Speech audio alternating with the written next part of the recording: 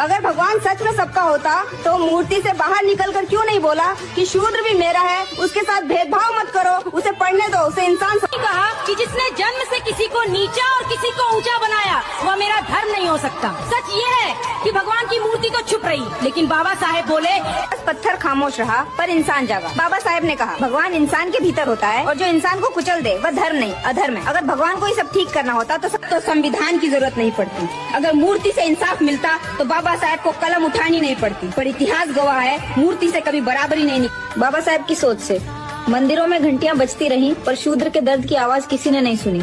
शास्त्र पढ़े जाते रहे पर इंसानियत नहीं पढ़ी। इसलिए बाबा साहेब ने कहा मैं ऐसे भगवान को नहीं मानता जो इंसान को इंसान नहीं समझता।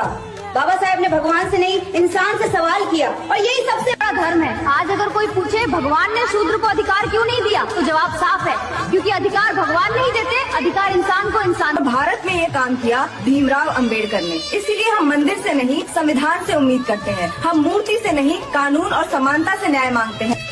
क्योंकि मूर्ति पूजा सिखाती है झुकना और बाबा साहेब की सोच सिखाती है सर उठाकर जीना। यही फर्क है बाबा साहेब के संविधान और भगवान।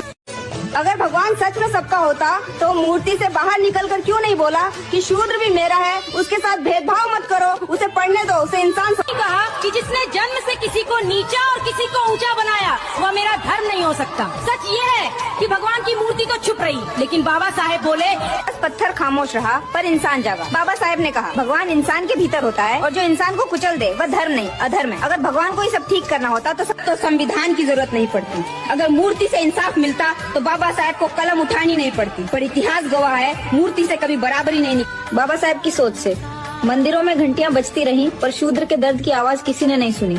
शास्त्र पढ़े जाते रहे पर इंसानियत नहीं पढ़ी। इसलिए बाबा साहेब ने कहा मैं ऐसे भगवान को नहीं मानता जो इंसान को इंसान नहीं समझता।